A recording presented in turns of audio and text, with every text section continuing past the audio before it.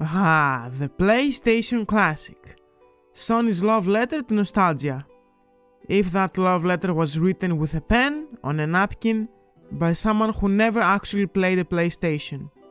Released in 2018, to what I can only describe as overwhelming disappointment, the PlayStation Classic had all the potential in the world, just like the Vita, and Sony just kinda dropped the ball, set it on fire, and then charged people $100 to watch the burn. But here's the thing, while Sony may have botched the launch, the modding community, as always, swooped in and turned this little disappointment into arguably the most convenient way to experience PlayStation 1 games today, in my opinion. Yeah, I said it, and I'm gonna prove it.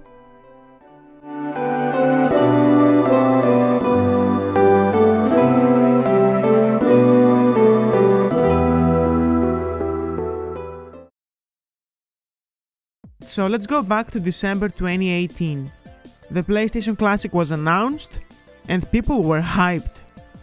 Sony had seen the success of Nintendo's NES and SNES classic consoles, so naturally expectations were through the roof. And then it launched. And what did we get? No Crash Bandicoot, no Spyro, no Tomb Raider or Gran Turismo, but hey, at least we got Super Puzzle Fighter 2 Turbo. How do you even think that for a slight second that you could release this console without at least a Crash Bandicoot game and not expect a negative reaction? I really want someone from the team to give me the that they smoke. Also, you got terrible emulation. Many of the games were PAL versions running at 50Hz instead of 60Hz, making them feel slow and sluggish. Like, okay, in some games you might not notice it immediately, but in fighting games like Tekken 3, did they just do it on purpose or what? The least they could do was add an option or just fucking put every game in 60Hz. It's not 1994 anymore.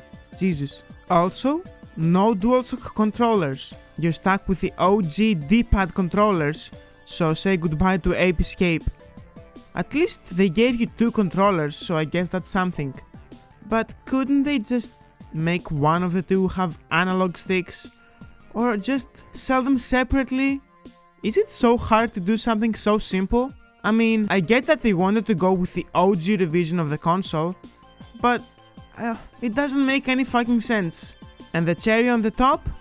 It was $100. $100 for a system that ran worse than most fan-made emulators on a freaking toast. The only thing you're paying $100 for is the Sony logo on the top. Cause don't forget, you could always just get a Raspberry Pi and do the exact same thing, even better. And naturally, within weeks, prices dropped like a rock. Some stores had it for $40, then $20. And then at one point you could probably find one at the bottom of a bargain bin next to expired candy or something. Although to be honest, for someone that doesn't like tinkering with Raspberry Pis or they just got it as a gift, I'm sure that this wasn't the worst option. Nonetheless, for some reason nowadays it's actually kinda hard to get your hands on one for a low price. Thankfully this wasn't the case for me, since I managed to snag one for just €30. Since Sony really f***ed up everyone with the release of the PlayStation Classic, the modding community took it upon their hands and decided to completely change what this little thing can actually do and use it to its fullest potential. And it turns out the PlayStation Classic wasn't completely useless. It was just artificially limited. A simple USB stick and some custom software showed what it was truly capable of, and suddenly we had the ability to add any PS1 game. Every classic that Sony forgot to include? Yeah, now you can have them all. From English patched translations to ROM hacks, you name it, this thing can run it. I'm sure there's gonna be a game where it doesn't run 100% right, but come on, give it a break. Look how tiny this thing is. Also, through modding, you have better emulators. Modders found ways to run superior PS1 emulators, which means you have way more options than what Sony included. Instead of being stuck with bare-bones stock emulator, you can apply different TV shaders and filters to replicate that classic CRT look, change the resolution for a much sharper image, and even tweak performance settings to make certain games run better. Essentially, you're no longer limited to Sony's lackluster effort, and you can fine-tune your experience to be as authentic or as modernized as you want. With the proper adapters or just straight up any USB cable, you could even use modern controllers like a DualShock 4 or even an Xbox controller if you're sick in the head.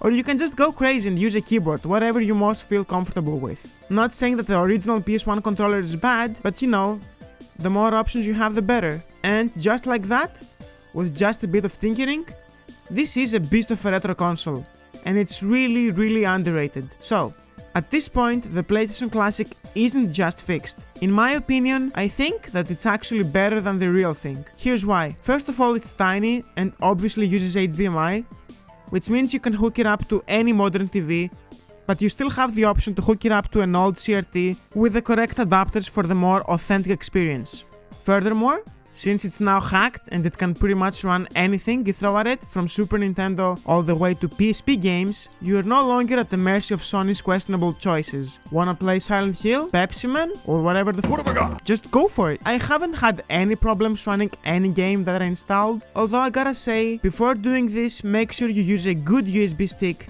because mine's slow and it takes quite a while to start the games that I have on the USB. And also, since we can now use RetroArch, I don't know how you call that. That means we instantly get higher resolutions, quick saves, and cheats, which is super cool, and good luck doing that on the original PS1. As a wise man once said, optical media bad.